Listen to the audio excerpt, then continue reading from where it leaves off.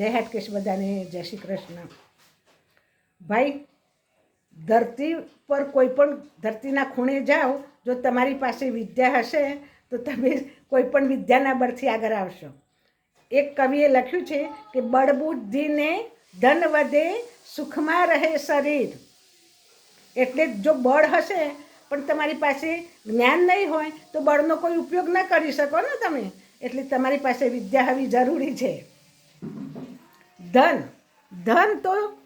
તો વધે જ, મહેનત કરીએ ધન વધે, પણ ધનને કઈ રીતે વાપરવું એ જો તમારી પાસે વિદ્યા હશે, બુદ્ધિ હશે તો તમે ધનનો ઉપયોગ સારી રીતે કરશો.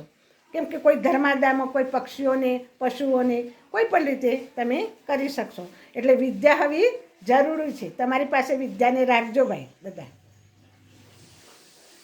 કૃષ્ણ કનૈયા લાલની જય, સદગુરુદેવની જય.